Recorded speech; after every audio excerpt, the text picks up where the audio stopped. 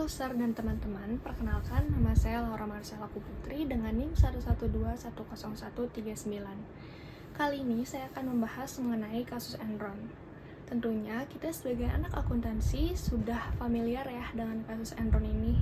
Oleh karena itu, saya akan membahas secara singkat mengenai kasus Enron.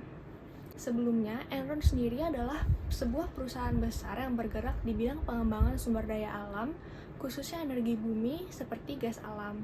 Enron didirikan pada tahun 1985 dan dipimpin oleh seorang CEO bernama Kenneth Lay. Perusahaan ini dulunya pernah menempati posisi ke-7 sebagai salah satu perusahaan terbesar di Amerika. Dan juga perlu diketahui bahwa Enron ini merupakan perusahaan merger dari perusahaan Hudson Natural dan perusahaan pipa di Nebraska yaitu Internorth. Kecurangan pertama terjadi di tahun 1987, di mana ada 2 karyawan melakukan pertaruhan terkait perdagangan pasar minyak dan mendapatkan keuntungan yang banyak dari situ. Namun, hal tersebut segera diketahui oleh pihak auditor perusahaan karena terdapat transaksi-transaksi yang mencurigakan. Lalu, kedua karyawan tersebut dipecat dan Kenneth Lay sebagai seorang CEO enggan bertanggung jawab. Seiring berjalannya waktu, Enron menjadi perusahaan penjual gas alam terbesar pada tahun 1992 di Amerika. Kontrak penjualan gas Enron menghasilkan laba sebelum pajak sebesar 122 juta US dollar dan merupakan penyumbang kedua terbesar 6 laba perusahaan. Oleh karena itu, tidak heran mengapa Enron sempat menduduki posisi ke-7 sebagai perusahaan terbesar di Amerika. Dan dalam upaya untuk memperbesar pertumbuhan bisnis perusahaan, Enron menerapkan strategi diversifikasi yaitu dengan cara mengoperasikan berbagai aset. Nah, perkembangan pesat Enron ini telah menyebabkan harga saham Enron mengalami kenaikan sebesar 311% dari awal tahun 1990 sampai akhir tahun 1998. Dan di tahun 1999, harga saham Enron mengalami kenaikan sebesar 56% dan di tahun 2000 harga saham Enron mengalami kenaikan sebesar 87%. Namun sebelum lanjut, pada kasus ini, ada juga lembaga-lembaga eksternal yang ikut bertanggung jawab, yaitu Arthur Andersen. Nah, Arthur Andersen ini adalah salah satu dari 5 kantor akuntan publik terbesar. Tugas dari Andersen sendiri adalah melakukan pemeriksaan dan memberikan kesaksian apakah laporan keuangan Enron sudah memenuhi GAAP atau belum. Nah, di sini Andersen juga memberikan konsultasi kepada Enron yang dimana hal tersebut sudah melewati wewenang akuntan publik yang seharusnya. Namun, selama proses merger antara Hudson Natural dan Internorth, ternyata Enron Company memiliki hutang yang cukup besar yaitu mencapai 75% dari harga saham yang beredar. Nah, untuk menutupi hutang tersebut, Kenneth Lay selaku seorang CEO berkonsultasi kepada McKinsey & Co. Kemudian, McKinsey mengurus konsultannya yaitu Jeffrey Skilling dan pada tahun 1989, Kenneth Lay mempekerjakan Jeffrey Skilling untuk menjadi kepala Departemen Keuangan Enron Company. Kemudian, Enron memiliki inovasi di mana ia akan memediasi antara pembeli dan penjual yang diharapkan dapat mengurangi resiko kerugiannya dengan menjadikan minyak dan gas sebagai objek jual beli.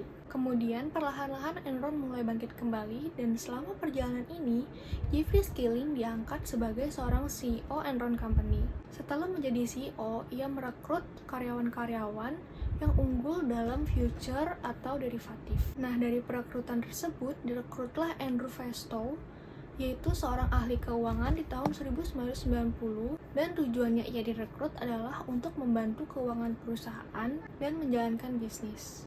Sejalan dengan dipilihnya pemimpin baru Enron, sistem ekonomi perusahaan tersebut mengalami perkembangan yang pesat.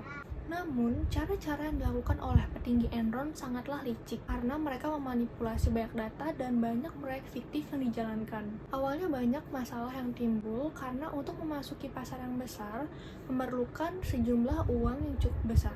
Enron memerlukan uang tersebut untuk membangun infrastruktur transportasi gudang dan pengiriman komoditas. Namun, jika Enron mengambil hutang yang besar, kemungkinan akan membuat pembeli dan penjual menjadi ragu untuk bekerja sama. Karena menurut Enron, semakin tinggi nilai hutang perusahaan, maka akan semakin banyak juga resiko yang akan dihadapi oleh perusahaan tersebut, yaitu yang pertama dapat menurunkan nilai investasi, yang kedua dapat memicu bank menarik dananya, yang ketiga investor juga akan ragu untuk menginvestasikan dananya ke perusahaan yang memiliki banyak hutang, dan yang terakhir adalah citra dan nama baik perusahaan akan terlihat kurang baik. Maka dari itu, Enron mencoba mencari dana pinjaman tanpa melaporkan pinjaman tersebut ke dalam laporan keuangan. Kemudian di tahun 2000-an, Enron berhasil mengumumkan pendapatan bersihnya sebesar 1,1 miliar US dollar setelah pajak. Selanjutnya, Enron menempatkan sahamnya sebesar 62 juta dolar. Maka pemegang saham percaya bahwa Enron tidak memiliki lonjakan hutang, dan mereka juga percaya bahwa Enron akan mengalami peningkatan laba setiap tahunnya. Setelah pertengahan 2001, harga saham Enron mengalami penurunan dari harga saham tertingginya. Nah, oleh karena itu, para investor pun mulai curiga. Sharon Watkins yang bekerja sebagai wakil presiden di perusahaan Enron mulai menyadari ketika harga saham turun akan memicu ketidaksolvabilitasan entitas. Ia pun mencoba memperingatkan Kenneth Lay, namun peringatannya tidak digubris. Pada akhirnya, di tanggal 30 November, Enron Company menyatakan kebangkrutannya, dan pada tanggal 2 Desember 2001, Enron Company mengajukan permohonan perlindungan akibat kebangkrutan yang melanda perusahaan tersebut.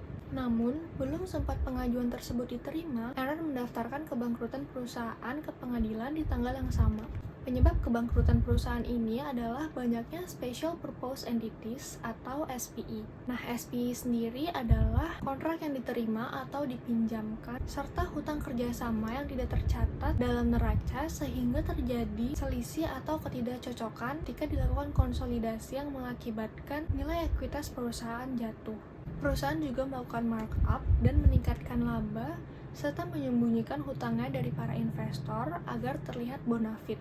Di sini, Enron memanipulasi laporan keuangannya dengan tujuan agar menarik investor untuk menanam saham di perusahaannya. Nah, dari kebangkrutan perusahaan ini, Enron mulai mendapatkan titik terang.